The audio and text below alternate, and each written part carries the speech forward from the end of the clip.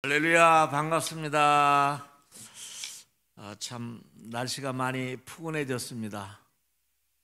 베트남의 그 따뜻하기보다는 좀 뜨거운 곳에 있다가 한국에 나와서 정말 찬 맛을 제대로 보았습니다. 영하 10도에서 17도까지 왔다 갔다 하는데 밖에 기온에 관계없이 얼마나 놀랐는지 화장실에서 이를 닦다가 손이 떨려가지고 잇몸이 망가졌어요. 금방 나았습니다. 어쨌든 피가 났습니다. 하여간 그 정도로 충격을 받으면서도 그래도 대한민국이 좋더라고요.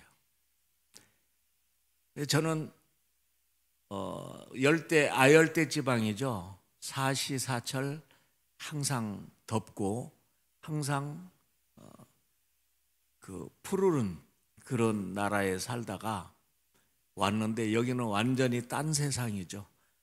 아주 산을 봐도 까맣고 어쩌다가 그 산에 그 소나무들이 있는 그런 곳은 좀 괜찮은데 대부분 그렇더라고요. 그래서 정말 저는 부활에 대해서 굉장히 사모하고 굉장히 기다리고 그리워하거든요.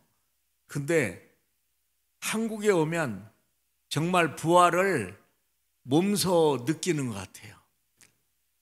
그 화려하던 여름과 오곡의 그 풍년의 장치인 가을을 지나서 겨울, 아주 하얀 옷으로 갈아입는 겨울이 오고 또 이제 며칠 안 있으면 얼마 안 있으면 올 봄을 생각해 보면 가슴이 설렙니다. 봄은 까만 가지들이 정말 어느 때인가 갑자기 하얗면서도 분홍색, 노란색 꽃을 피우면서 세상의 바뀜을 노래하고 예수님의 부활을 정말 찬양하는 듯한 그런 흥분을 우리에게 주죠. 아마 며칠 안 있으면 그렇게 올 거예요. 부활에 대해서 우리가 우리나라처럼 이렇게 확실하게 가르쳐주는 것도 별로 없을 것 같아요. 저희가 베트남에서도 부활을 많이 얘기합니다. 왜냐하면 우리 기독교는 부활의 종교예요. 일반 종교는 부활에 대해서 얘기하고 있지 않습니다. 그냥 죽어서 자기가 좋은 일 하면 뭐 극락을 가든지 내세에 그런 뭐 좋은 곳에 간다고 그렇게 생각을 하죠. 그러나 우리는 죽은 자들이 먼저 일어나고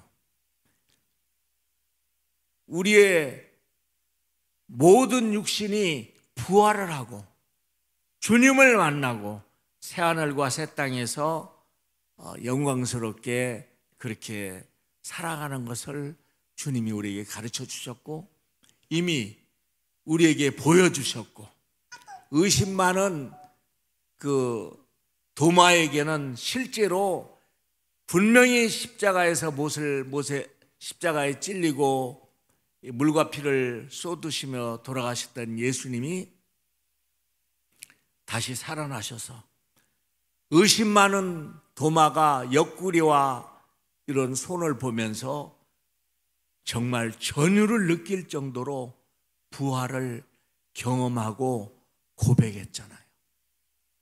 우리 기독교는 부활을 빼놓으면 절대 있을 수 없는 종교입니다. 사실은 우리는 종교라고 부르기는 너무 불경스러울 정도로 생명의 종교입니다. 그래서 요한복음 10장 10절에 보면 도적이 오는 것은 죽이고 멸망시키려고 왔을 뿐이요 내가 온 것은 너에게 생명을 주고 더 풍성히 주려 함이라고 주님이 힘주어서 말씀을 하십니다. 저는 예수님을 10살 때부터 믿고 여기 제 고향이 바로 충청남도 금산군 부리면 평천리 108번지예요. 예, 가깝습니다. 오늘도 갔다 왔는데 거기 경당리 교회라는 곳에 처음 이제 주일학교에 크리스마스 때 가서 정말 교회가 이렇게 좋은 곳이라는 걸 그때 처음 알았어요.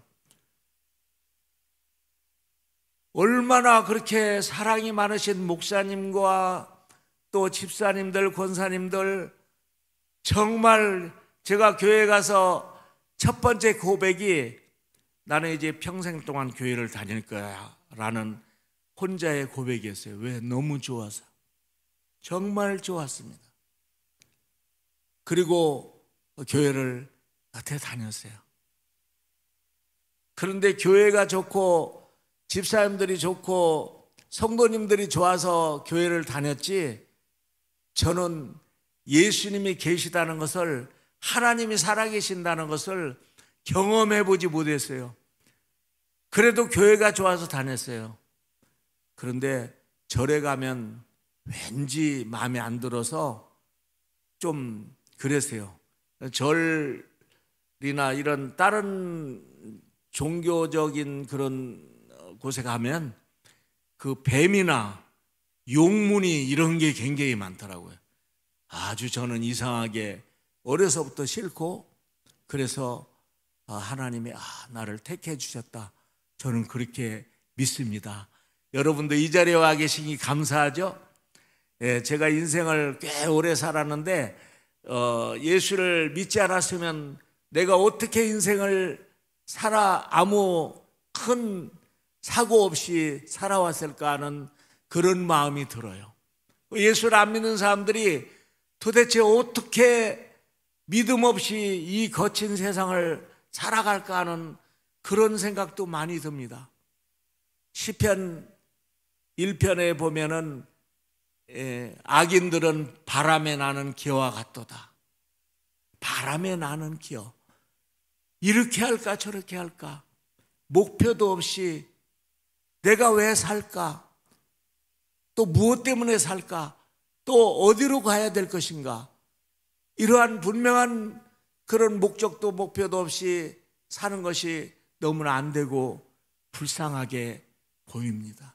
실제로 많은 사람들이 갈등을 하고 문제를 만들고 어렵게 살고 때로는 중간에 생을 끝내고 그러죠. 어쨌든 저는 이 하나님을 믿는 것이 너무 좋았어요.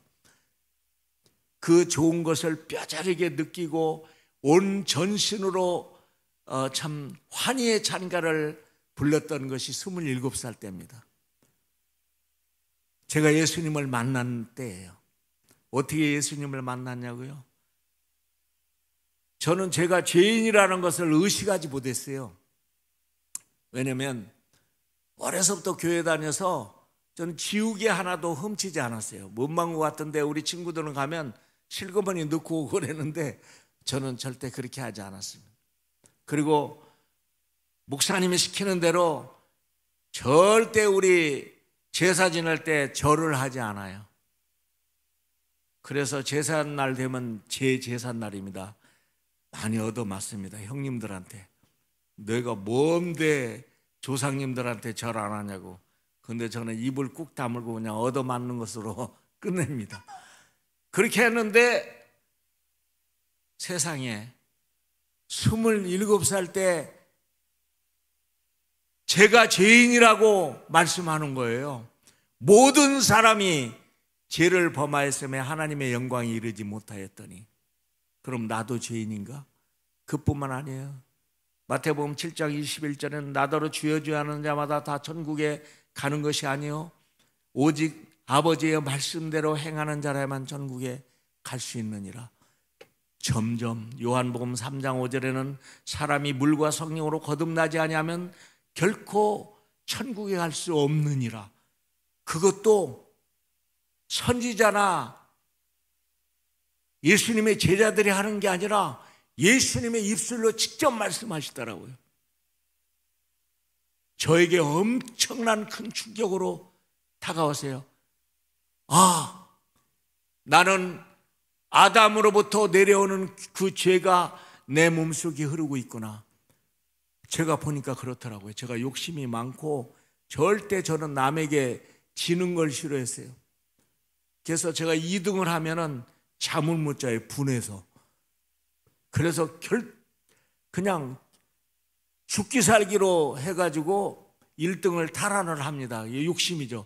그런 것도 다 그게 눈에 보이면서 하나님 앞에 회개를 하고,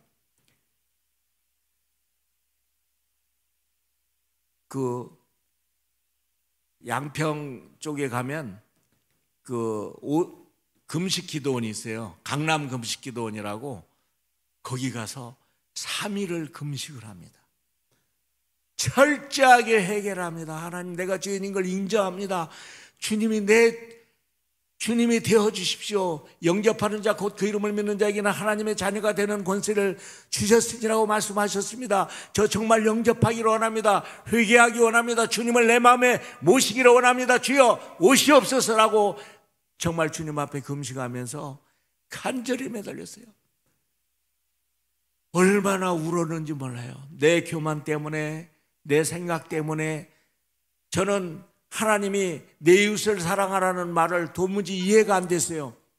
어떻게 이웃을 사랑할 수 있는가? 이웃들은 내 경쟁자고 다 나와 이 세상을 서로 싸워가며 살 사람들인데 어떻게 이게 그 사람들을 사랑할 수 있는가? 그런데 예수 그리스도께서 십자가에 못 박혀 돌아가시면서 주님이 말씀하셨어요. 사도 바울이 깨달은 말씀이요. 갈라디아서 2장 20절에 보면 내가 그리스도 예수와 함께 십자가에 못 박혀 죽었나니 그런즉 이제 내가 사는 것은 내가 사는 것이 아니요 내 안에 그리스도께서 사시는 것이라. 그리스도 예수와 함께 십자가에 못 박히면 내가 죄와 함께 못 박히고 나를 점령하고 나를 통치하던 마귀가 십자가에서 무너져 버리면 사랑할 수 있죠. 원수를 사랑하는 말이 도무지 이해가 안 됩니다. 왜? 원수는 반드시 쳐부시고 이겨야지 어떻게 사랑을 합니까? 그런데 십자가에 못 박혀 죽으면 원수를 사랑할 수 있어요. 오른뺨을 때리면 왼뺨을 돌려댈 수 있습니다. 예수와 함께 죽으면 죽은 사람은 감각이 없어요. 아픔이 없어요. 여러분, 그리스도인들은 십자가의 죽음으로 말미암아서 세상을 이기고 마귀를 이기는 줄로 믿습니다. 놀라운 비밀의 말씀이에요. 생명의 말씀입니다. 그래서 원수도 사랑할 수 있고요. 3일을 금식하고 내려오는데 제 마음속에 천국이 이루어졌어요. 와, 얼마나 산야가 아름다운지, 모든 나무와 풀들이 저를 향해 부활을 축복해 줬어요. 정말 감사하더라고요. 하나님 정말 감사합니다. 산천 초목이 그대로 있지만 제 마음속에 천국이 이루어지니까 모든 것이 다 천국으로 보이고, 내 마음에 천국이 이루어지니까 용서 못할 사람이 없고 사랑하지 못할 사람이 없더라고요. 저는 저에게 섭섭하게 해준 사람을 반드시 원수를 갚으려고 이름을 적어놓는 습관이 있어요. 여러분들도 아마 그런 경험할 거예요. 여러분, 이것이 녹아져야 되는 줄로 믿습니다.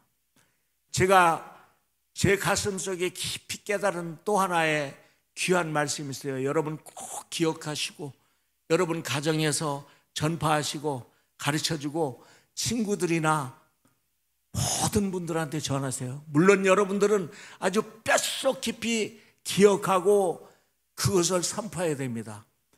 잠언 20장 22절 말씀이에요. 무슨 말씀인데 그렇게 중요합니까, 선교사님? 네, 정말 중요해요. 이 말씀만 가슴에 새겨놓으면 여러분 살인을 면할 수가 있어요. 이 말씀을 가슴에 새겨놓으면 이 세상에서 반드시 축복을 받습니다. 인정을 받습니다. 거기에 뭐라고 말하냐면, 너는 악한 것을 말하지 말고, 악한 것을 말하지 말고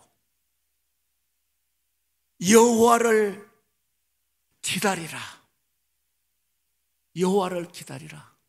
그가 너를 구원하시리라. 아멘. 길지도 않습니다. 악한 것을 말하지 말라는 거예요. 악한 것을 우리가 보지 않을 수가 없어요. 눈이 있으니까. 우리가 경험하지 않을 수가 없습니다. 그러나 말은 하지 말라는 거예요. 왜냐하면 우리는 너무 이 악한 것에 대해서, 나를 모욕하고 나를 공격하는 것에 대해서 적극적으로 반응하라는 마귀적 속성이 있습니다. 속성이. 그래서 악한 것에 반응하면 반드시 실패를 하는 것입니다. 저는 예수를 믿는 사람은 바보가 되어야 된다고 생각했어요. 아니요. 예수를 믿는 사람은 말씀대로 살아야 될 줄로 믿습니다. 반드시 승리하게 되어 있습니다. 악한 것을 말하지 말고 여호와를 기다리라. 그가 너를 구원하시리라. 아멘. 여러분, 자녀에게 이 말씀을 가슴에 새기도록 하면 자녀들은 평생 방패가 생기는 것입니다. 평생 세상을 지혜롭게 살고 세상의 어둠을 이길 수 있는 능력을 갖게 되는 줄로 믿습니다. 저는 하나님의 말씀으로 거듭나고 정말 하나님께 감사하면서 열심히 충성하며 살라고 했는데 주님이 저를 부르시더니 베트남으로 가라는 거예요. 아이고, 주님, 저 베트남에 못 갑니다. 제 마음속에. 그런데 입으로는 말하지 않아요. 왜냐하면 금방 말했죠. 악한 것을 말하지 말고. 악한 것도 심지어 말하지 않는데 주님이 얼마나 선하십니까? 선하신 말씀에 대해서 제가 평가할 수 없잖아요. 어쨌든 베트남에 갔어요. 세상에 1996년 10월 10일 날 갔어요. 21일 금식 기도하고 갔는데 세상에 사람이 사는 곳이 아닙니다. 거기 베트남의 월맹과 월남 남북 전쟁이 있었던 거 아시죠? 1975년 4월 30일 날 끝났어요. 남자들이 거의 다 죽었습니다. 살아있는 사람은 팔이 없고 다리가 없고 눈도 없고 장애자들이 대부분이고,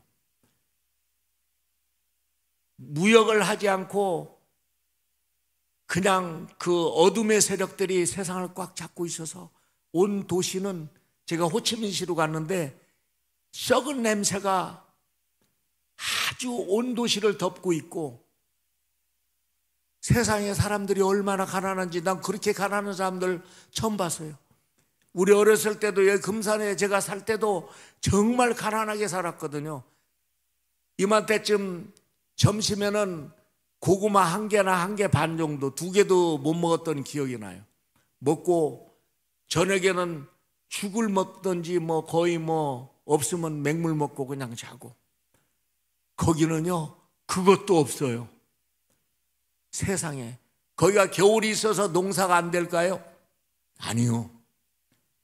거기는 겨울이 없습니다. 날씨가 좋습니다. 비가 안 올까요? 비도 많이 옵니다. 왜 안 될까요?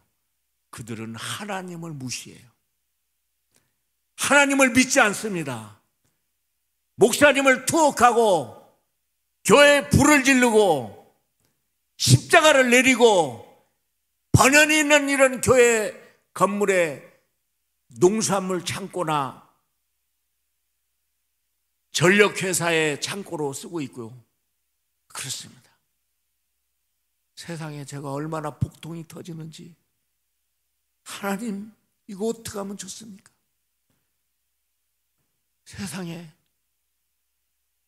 지구본 로타리라는 곳에 들어가서 제가 눈물을 흘리며 기도했어요. 하나님, 저는 자신이 없어요. 여기서 어떻게 선교를 합니까? 말도 안 되고 세상에 떠듬거리는 영어도 못 알아듣고 어떡합니까? 눈물을 흘리며 기도하는데 갑자기 하늘로부터 저에게 뜨거운 기운이 내려와요. 그리고 마음속에 선명하게 말씀하세요. 사랑하는 종아, 내가 선교는 한다. 너는 나에게 순종만 하고 몸만 빌려주라. 깜짝 놀랐어요. 여러분들 하나님의 음성을 가끔 들으십니까? 저는요, 하나님의 말씀 외에 음성을 듣는 것이 거의 별로 없었어요. 근데 놀라운 것은 하나님은 급하시면 말씀을 하십니다. 우리가 말귀를 못 알아들으면 말씀을 하세요. 왜냐하면 하나님은 살아계신 분이기 때문에 그렇습니다. 저는 그래서 아멘 했어요. 아멘. 우리 하나님은 창조주 하나님이잖아요. 그래서 사역을 시작했는데 세상에 가난하고 가난한 사람들이, 더군다나 한국인 2세가 있어요. 아버지는 한국 사람이고 부인은 베트남 사람들 사이에 난 아이들이 20살에 산 26살 정도 되는 애들이 저희 집에 선교센터라고 부르기에도 누추할 정도로 월 200불짜리로 얻었었거든요. 우리 집사람이 저기 와 있지만 그때 쌀 1kg에 우리나라 돈으로 100원이나 했나 몰라요. 엄청 싸요. 한국 돈이 그렇게 참 가치가 있는지 처음 봤어요. 돈도 죄도 없는데 거기 가서 뭐 하루에 막 한 30명씩 밥 해줘도 됐어요. 근데 그것도 들어오는 돈은 조금밖에 없는데 자꾸 해주다 보니까 떨어져서 밥 해줄 것도 없어요. 밥 해줄 거 없으면 가야지 하고 한국으로 돌아가려고 기차, 한국 비행기표는 항상 준비하고 있어요. 문제만 생기면 가야지. 그런데 세상에 그 가난한 애들이 쿵소리가 나는데 보니까 쌀을 막 50kg씩 사가지고 왔어요. 50kg. 쌀을 가보니까 80kg입니다. 요즘에는 여기 20kg짜리밖에 없대요. 80kg짜리. 근데 50kg를 가져와. 네가 돈이 어디서 나서 가졌냐? 웃으면서 제가 사왔어요. 막 너무 고마워서 내가 쓰다듬어주고 그랬는데, 세상에 또 소고기도 가져오지. 뭐 애들이, 돈 없는 애들이 막 가져오는 거예요. 야, 얘들이 도대체 이게 무슨 일이야? 어쨌든 하나님이 굶기시지를 않더라고요. 그래, 그렇게 하나님의 은혜를 체험하면서 하는데, 이제 저도 이제 한국에서 후원도 들어오고 이제 점점점 나아져서 좀 괜찮아져 가는데, 애들이 와가지고 목사님, 저희 망했어요. 오늘. 왜 망했어? 제가 뭐 미천도 얼마 없는데 그 장사 미천 다 여기 가져와가지고 이게 다 망했어요. 그래. 깜짝 놀랐어요. 이게 웬일이야? 지들이 막 그 장사하는 돈 같은 거를 다 포기하고 가져온 거예요. 세상에 얼마나 미안하고 얼마나 감사한지. 그러면서도 싱글싱글 웃으면서 저는 너무 기뻐요. 좋아요. 저는 여기 오면 왜 그렇게 좋은지 모르겠어요. 춤이 저절로 나오고 노래가 저절로 나와요. 내가 왜 사는지 알겠어요. 저 예수 믿게 해주셔서 감사해요.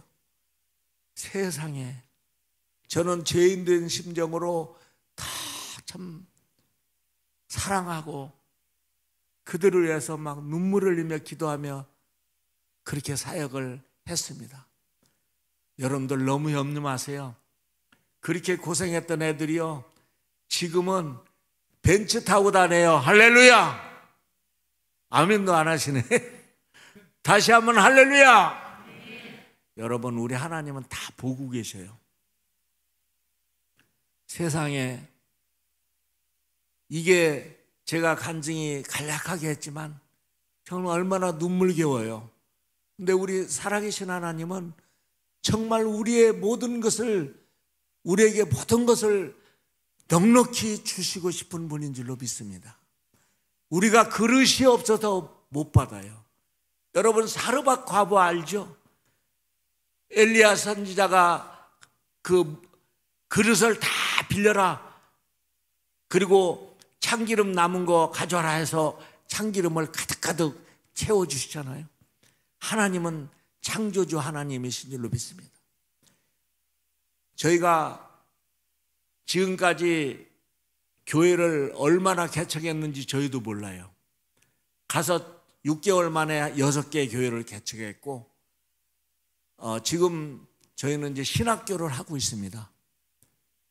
베트남 침례 신학교라고 하고 있어요. 그 인터넷에도 치면 나옵니다. 베트남 침례 신학교. 베트남 컨벤션 센터 쳐도 나오고요.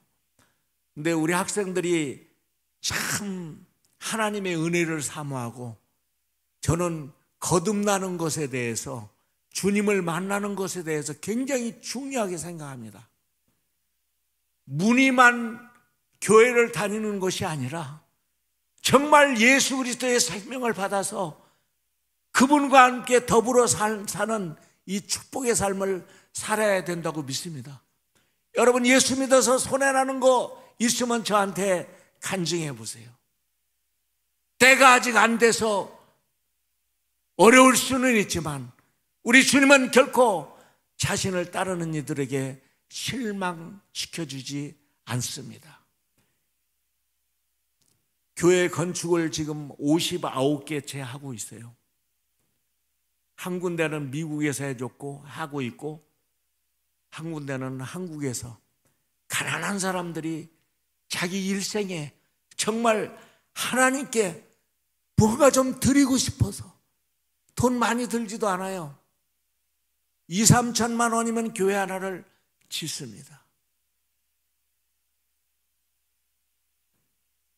저희가 소수민족 신학교라고 호치민시에서 약 300km 떨어진 산간 지방의 휴양도시의 그 신학교를 지금 한 16년 정도째 했습니다.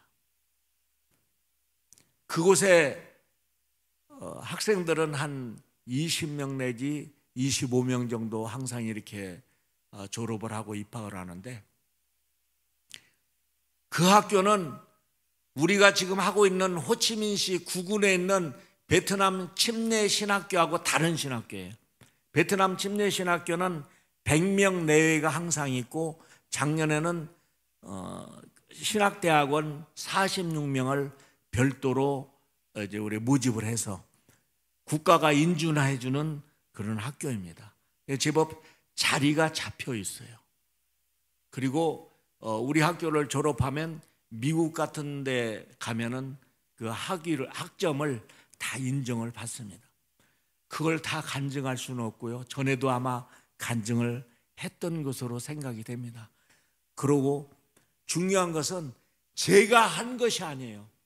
저는 밥 먹을 것도 하나 제대로 변변하게 준비 못하는 사람입니다, 여러분. 그런데 우리 하나님이 하신 거예요. 우리 하나님이 보여주는 비전을 저는 눈으로 보고 아멘하고 순종을 했습니다. 소수민족 신학교를 가는데 호치민 시내에서 120km 정도 떨어진 곳에 땅푸라는 곳에 있어요. 그 땅푸라는 곳은 화산지대입니다. 좀 높아요. 거기가 아마 한 5, 600m 정도 되나 봐요. 온 산야가 다 그 현무암으로 덮여 있어요. 제주도처럼. 그래서 거기는 과일나무 같은 거밖에 농사가 안 돼요. 커피 농사도 좀 돼요. 그런데 그곳에 이제 우리 전도사가 교회를 개척을 했는데 세상에 가보니까 물이 없어요. 먹을 물이 없는 거예요. 물을 가지러 가려면 4km에서 8km까지 가야 돼요. 왜냐하면 베트남은 6개월은 우기고 6개월은 건기입니다. 이게 뭔 소리냐면 건기 때는 6개월 동안 비가 안 와요. 우기 때는 6개월 동안 매일 한 번씩 비가 옵니다. 그런데 건기 때는 물이 없어요. 왜? 현무암 구멍이 뻥뻥 뚫어진 돌 사이로 물이 다 빠져서 다른 곳으로 다 가버려요. 그러니까 해발 500-600m 정도 되는 곳에 사는 사람들은 물이 없는 거예요. 어떻게 사냐고요? 먹는 물만 먹고 얼굴이 막 딱지가 더덕더덕 안고 세수도 못해요. 새가 그걸 보고 막 눈물이 터져 나오세요. 하나님 아버지, 이게 뭡니까 이게? 하나님 창조주 하나님이시잖아요. 여기에 물을 좀 주셔야지. 이게 이 사람들이, 그러니까 거기는 뭐 땅값이 싸가지고 거의 뭐 돈 안 주고도 땅을 살 정도예요. 농사도 별로 안 돼요. 그런데 우리가 그곳에 가서 사역을 하면 사람들이 얼마나 사모하고 막 애통하고 눈물을 흘리면서 와서, 사람이 물을 그렇게 못 먹어도 눈물은 나더라고요. 기도하고 병자들도 얼마나 많은지 우리는 병자들을 위해서 많이 기도했어요. 왜냐하면 저희는 성경을 우리는 다 믿잖아요. 예수님이 이 땅에 오셔서 대부분 사역을 병자들 고치는 데 쓰셨어요. 여러분, 구약 시대에는 병이 들거나 특히 문둥병이나 뭐 장애자들 보면 저주받았다고 해가지고 쳐다보지도 않았잖아요. 여러분, 다른 종교도 마찬가지예요. 율법하고 예수 그리스도하고는 그게 다른 거예요. 예수님은요, 사람이 가르쳐줘도 이해를 못하고 말씀을 줘도 깨닫지는 못하고 선지자들이 와서 매를 맞고 그렇게 핍박을 받으며 가르쳐 주는데도 깨닫지를 못하니까 예수님이 오셔서 직접 행하셨잖아요. 안진뱅이도 일으키고 눈먼 자도 눈을 뜨게 해주고 말이죠. 이따가 영상을 보실 텐데 거기 눈먼 그 어린 아이가 눈 떠가지고 자기네 이 다음에 목사 되겠다고, 그걸 보고 사람들이 막 땅을 바치고 해서 교회를 세우고. 여러분, 우리 하나님은 살아계십니다. 제가 무릎을 꿇고 땅부에서 기도했어요. 하나님, 물 주세요. 제 마음속에 물이 있다라는 믿음이 확 생기는 거예요. 선포했어요. 여기 물이 있습니다.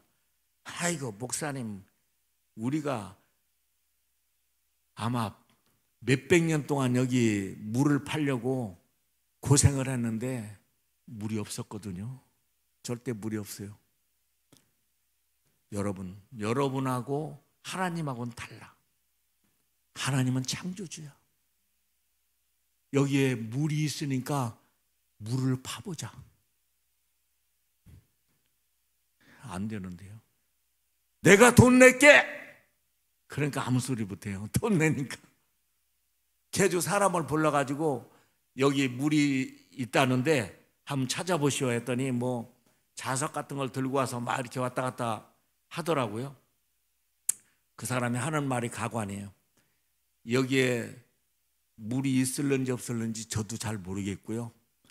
물이 나오든 안 나오든 저희가 시초하는 비용은 내셔야 됩니다. 그러는 거예요. 그러면 안 나와도 돈 받고 나와도 돈 받고. 원래 물 파는 사람들은 물 안 나오면 돈 안 받는 거예요. 여기는 어떨지 몰라도 베트남은 원래 그렇거든요. 근데 그 사람은 내가 외국인이라고 바보로 알고, 바보 맞아. 안 나와도 돈 내고 나와도 돈 내고. 그래, 나는 하나님의 응답을 받았으니까 한번 해보자. 근데요, 그 물값이 장난이 아니에요.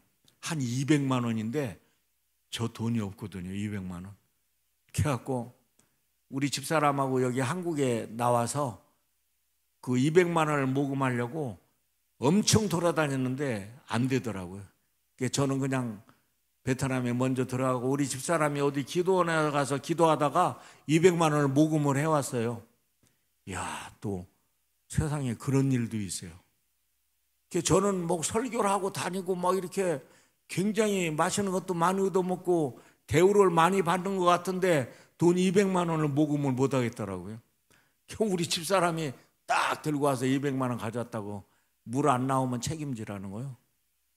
내가? 하나님이 책임지시지. 그래가지고 시켰어요. 시켰는데 세상에 물이 보통 3m, 4m, 5m 많이 파도 10m 들어가면 물 나오거든요. 10m 가도 안 나와요. 더 팔까요? 얼마 더 드는데요. 아, 더 들어도 괜찮으니까 파라고.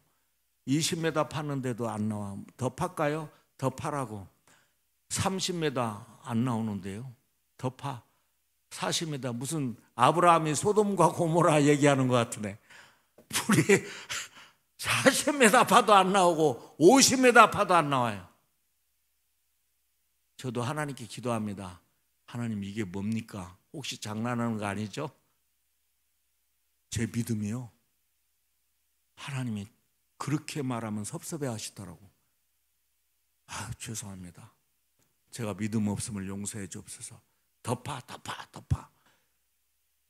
저도 포기하고 내려와 버렸어요. 포기하는 게 아니라 방법이 없잖아요. 내려오고 계속 파라고 그랬어요. 물 나올 때까지. 그대로 하는데 전화가 왔어요. 물 나왔어요! 그러는 거예요. 세상에. 할렐루야. 아니, 너무 일이라고 그렇게 할렐루야도 안 하고. 제가 막 급하게 오토바이 타고 갔어요. 저는 그때는 차가 없었어요.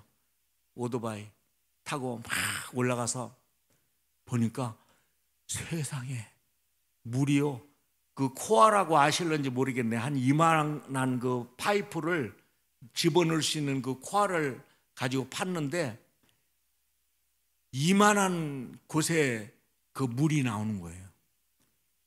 그래서 이게 도대체 무슨 일인가. 저도 긴가민가 해가지고 깡통을 요만한 거 해가지고 거기다 돌을 몇 개 넣고 나무를 봐가지고 비로프대 그 줄 같은 거 가지고 계속 입고 해가지고 내가지고 물 그 밑에 닿는 데가 느낌이 있더라고요. 딱 닿아서 아, 여기구나 해가지고, 그렇다면 이게 물이 얼마나 있을까? 옹달샘만큼 있을까? 아니면 그 밑으로 물이 많이 저장돼 있을까? 이런 합리적인 질문을 해야 되잖아요. 그렇죠? 그래야지 우리가 얼마나 먹을 수 있는가 알 수 있잖아요. 여러분들은 차이가 아니라고 이렇게 아무튼 넣는데 80m에서부터 시작해가지고 밑에 20m까지 물이 있는 거예요. 할렐루야. 난리 났죠. 그 인근 10km 안에 있는 사람들은 다 물을 먹을 수 있어요. 먹는 게 아니라 목욕도 하고 다 할 수 있어요. 얼굴에 찌득찌득 붙은 모든 그 그릇을 탁 닦아낼 수 있다고요. 박수 한번 치세요. 할렐루야. 세상에 제가 막 흥분해 해가지고 호치민시내 내려와서 거기는 전기도 없어요. 발전기하고 그 양수기인가 뭐 그거를 사갖고, 세상에 그때는 제가 젊어가지고 오토바이에다 그걸 다 싣고 왔어요. 다다다다다 그리고 와가지고 이제 설치를 했어요. 막 이만한 파이프에서 물이 막 그냥 얼마나 힘이 좋은지 너무 센 걸 사왔나 봐. 막 한 10m는 올라가더라고 의외로. 동네 사람들이 막 박수를 치고 그 물 먹고 싶어서 막 그냥. 그래서 제가 분명히 얘기했어요. 그 전도사한테, 여기에서 나오는 물은 이 주위에 있는 사람들에게 무료로 다 공급해줘라. 무료로 주면서 예수 안 믿으면 안 준다는 그런 얘기 하지 말고. 참 사람들이 꾀가 얼마나 많은지, 뭐 건수만 있으면 좀 이득을 보려고 하잖아요. 절대 하지 마라. 이건 우리 하나님이 우리를 위해서 십자가에서 몸을 찢으신 예수님이 우리에게 주신 선물이야. 그러니까 그냥 줘요. 그리고 여러분들이 계속 베풀어주고 사랑해주면 그들이 예수를 믿지 말라고 해도 믿을 것이다. 근데 말대로 되더라고요. 온 동네 사람들이 막 주위에 있는 사람들이 다 예수를 믿어가지고 그 다음에 제가 또 더 큰일이 났어요. 어디서 예배를 드릴 거예요? 전부 다 나무 아래 옆에서 전기는 해놨으니까 앰프는 사다 놓고 설교도 할 수 있고 하는데 장소가 있어야 되잖아요. 계속 기도해가지고 장소를 예배당을 지었어요. 거기 이재호 목사님 못 가보셨어요. 사실 이재호 목사님도 베트남에 와서 다 다니지는 못했어요. 그리고 우리가 신학교 사역에 전념을 했었기 때문에 되게 많이 못 봤는데 다음에 여러분들하고 같이 오시면 보여드리겠습니다. 공짜로 보여드릴게요. 할렐루야. 참 우리 주님은 좋으신 분입니다. 살아계신 분이에요. 여러분들이 예수를 믿고 구원을 받고 이렇게 사시는 것을 축하드립니다. 정말 잘하셨고, 물론 뭐 여러분들이 믿고 싶다고 해서 믿은 건 아니겠죠. 우리 하나님이 은혜를 주시지 않으면 누가 예수를 믿겠습니까? 저는 이제 또 한 걸음 나아가서 설교를 할 거예요. 그런데 그 전에 제가 간증한 것을 이해를 돕기 위해서 이 영상을 한 5분짜리를 보여드릴 겁니다. 영상 부탁합니다.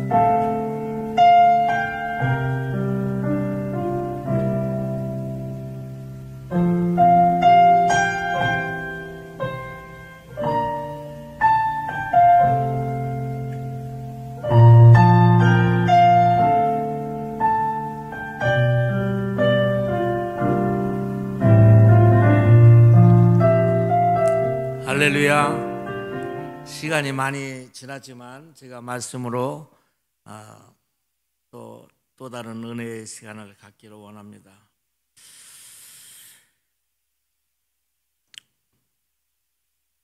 우리가 요한복음 물 좀 먹겠습니다. 요한복음 2장 1절에서부터 11절까지는 우리가 잘 아는 예수님이 공생애를 시작하면서 첫 번째 기적을 일으켰던 사건이 등장합니다. 가나의 포도 잔치죠. 여기 우리 본문은 저도 여러분도 잘 아는 예수님께서 가나에 예수님의 육신의 친척으로 예상되는 집에 혼인잔치에 예수님의 어머니 마리아와 또 예수님의 제자들과 같이 초청을 받았어요. 그래서 결혼잔치에 참여를 합니다. 근데 이 중동 지방의 결혼, 특히 이스라엘의 결혼 풍습은 우리나라처럼 1시간이나 1시간 반, 저는 그렇게 많이 봤거든요. 그렇게 하는 게 아니라 뭐 5일, 6일 이렇게 하는 게 아니라 일주일, 2주일, 막 15일씩 이렇게 결혼식을 합니다. 정말 온 마음을 다해서 잔치를 베풀고 또 와서 축하하고 먹고 마시고 그런 것이 고대 근동지방의 결혼 풍습입니다. 그런데 이 성경에 보면 가장 큰 문제가 발생합니다. 이 포도주예요. 포도주는 이 잔치에서는 없어서는 안 돼요. 포도주가 없으면 맹숭맹숭하거든요. 잔치가 안 됩니다. 근데 포도주가 떨어졌어요. 그런데 그것을 감지한 많은 사람들이 있는데 모두 근심했겠죠. 야, 큰일 났다. 갑자기 사람들이 밀려서 포도주가 떨어졌으니 어떻게 하면 좋냐. 근데 거기에 딱 한 사람, 예수의 어머니, 육신의 어머니 마리아가 어떻게 하면 좋지? 하다가 예수님을 생각한 거예요. 예수님의 어머니는 예수님을 압니다. 예수님을 누가 낳았어요? 마리아가 낳았잖아요. 분명히 예수님의 어머니는 성령님으로 잉태한 예수님을 아신 거예요. 다른 사람들은 의심을 많이 했을 수 있어요. 근데 예수님의 어머니는 아신 거예요. 그래서 창조주 예수님을 기억한 겁니다. 여러분, 우리가 물과 성령으로 거듭나고 하나님을 믿는 것이 왜 중요하냐면 창조주 하나님을 기억해야 되는 그런 순간들이 우리의 생애 가운데 너무 많다는 거예요. 할렐루야. 예수님의 어머니가 예수님에게 말합니다. 예수여, 저들에게 포도주가 떨어졌습니다. 그 뒤에 말들은 성경에 기록되어 있지 않습니다. 그러나 우리가 짐작해서 할 수 있는 생각은 많이 있어요. 보통 사람 같으면 그래요 어머니? 그럼 포도주를 만들어 봐야죠. 아니면 저기 대전에 가서 포도주 좀 사와야 되겠네요. 이러던지. 뭔 대꾸가 있는데 예수님은 의외의 말씀을 하세요. 여자여! 아니, 이런 불경스러운 말이 어디 있어요? 자기 어머니 보고 여자라니. 여자여! 내가 저들과 무슨 상관이 있습니까? 이 포도주 떨어진 것이 나하고 무슨 관계가 있습니까? 아주 박절하게, 매정하게, 보통 사람도 할 수 없는 그런 말을 하시는 거예요.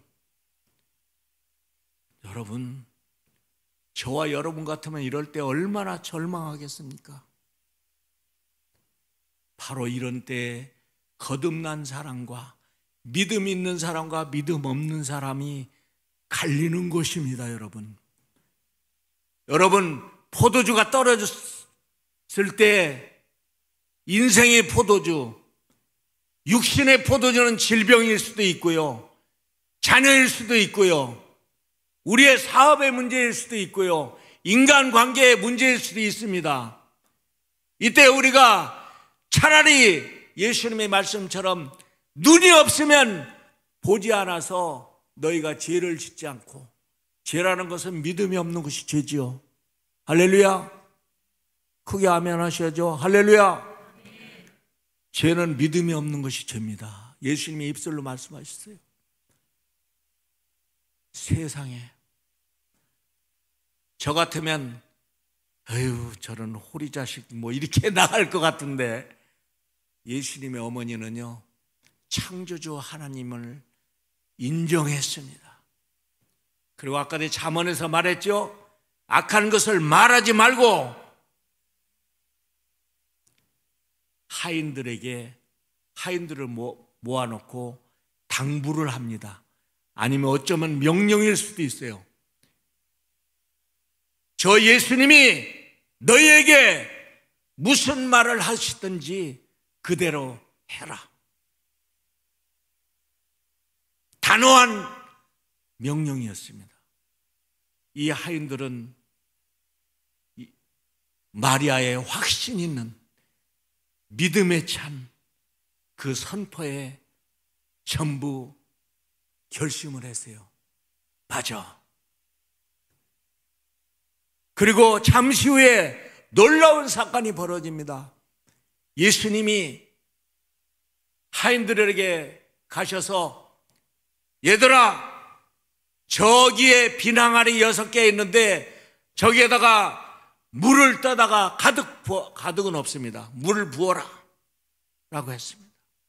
근데 하인들이 그 말이 떨어지기 무섭게 물을 길러다가 그 항아리를 채우는데 아귀까지 채웠다고 했어요. 아귀까지는 가득이라는 말입니다.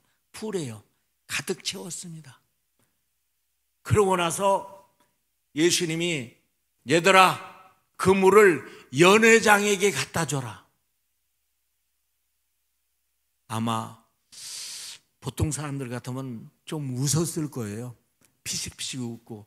그 연회장이 뭐 하는 사람이냐면 연회를 총 지배하는 지배인입니다.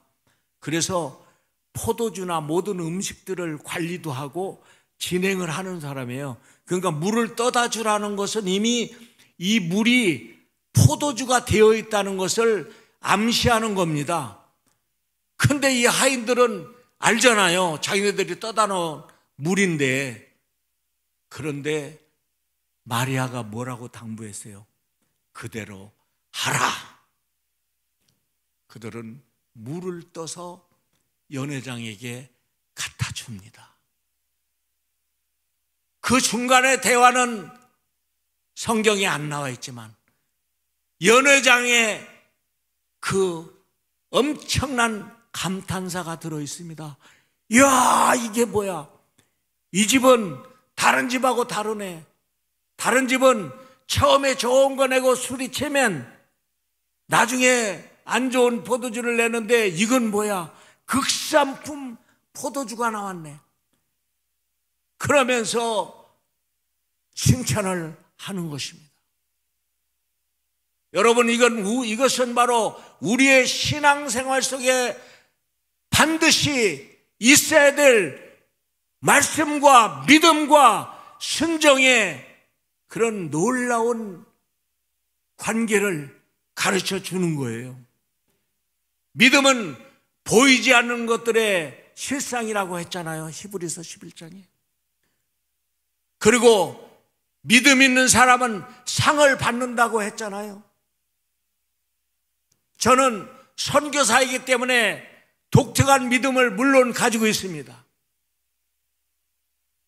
제가 보는 사건이나 보는 모든 것들에 창조주 하나님을 대입시킵니다.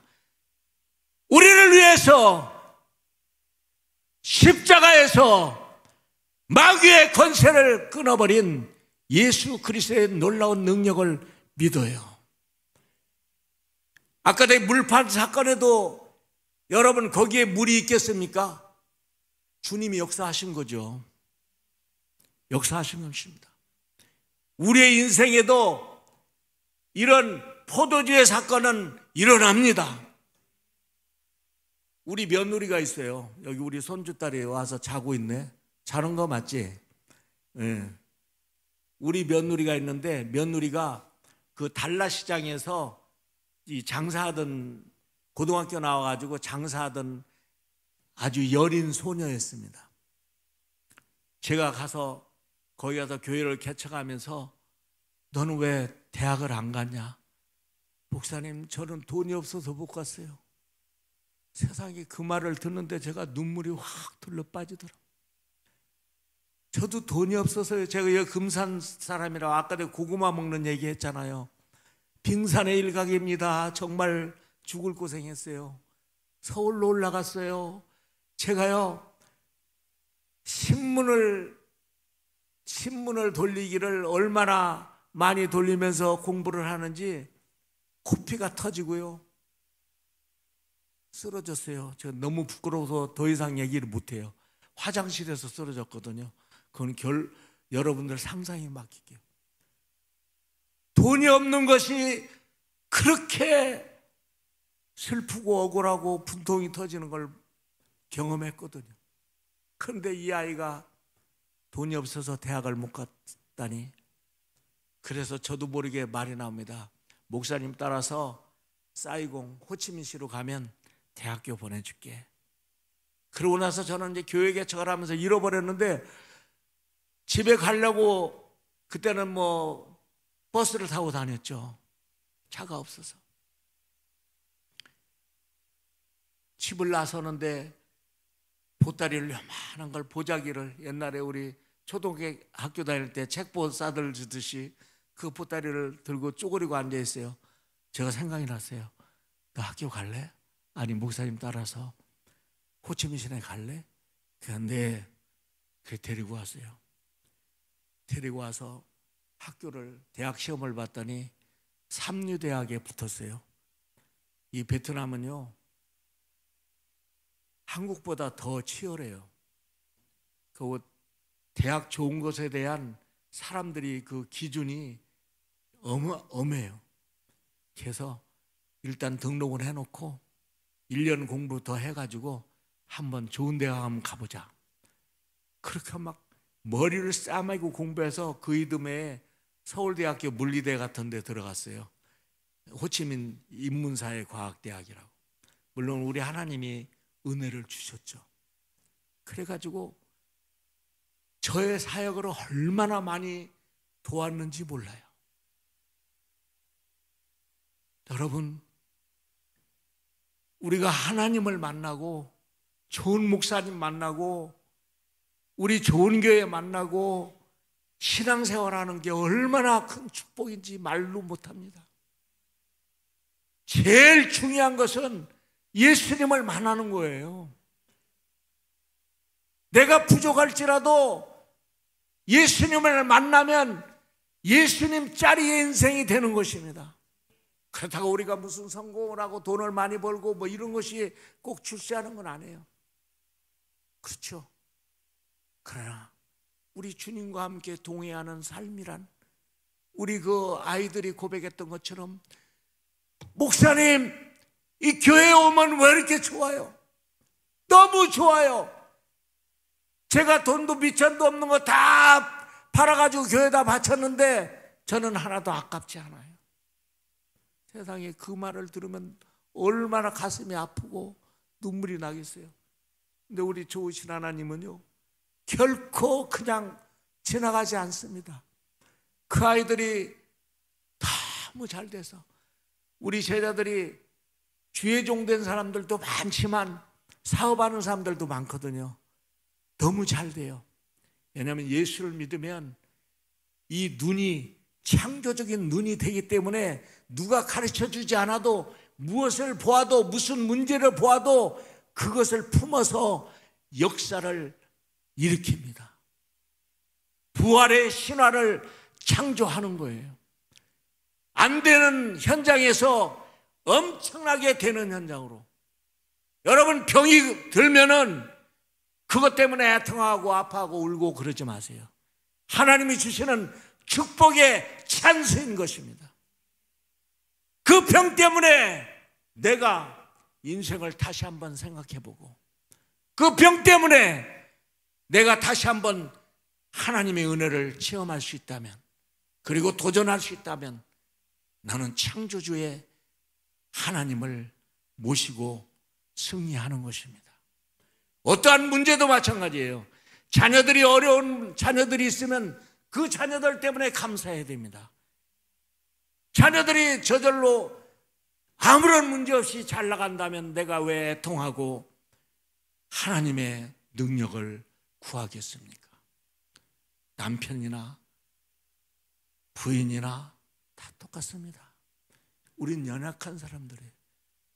우리는 원래 하나님이 아담을 창조했을 때는 아담이 머리가 우리하고는 비교가 안 돼요. 전체 동물들의 이름을 다 줬어요. 물고기 이름도 다 짓고 공중의 새 이름도 다 줬어요.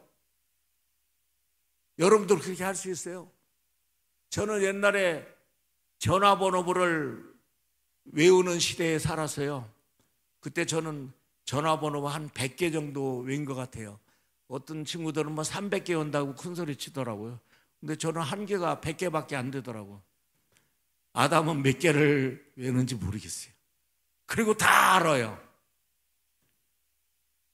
우리 하나님의 창조의 능력이 함께 하시면 우리는 기적을 이루는 하나님의 사람이 되는 줄로 믿습니다. 우리 이 시간 주여 3장 기도하면서, 하나님, 문제 있을 때마다 창조주를 기억하게 하옵소서. 하나님, 말씀을 믿고 순종하게 하옵소서.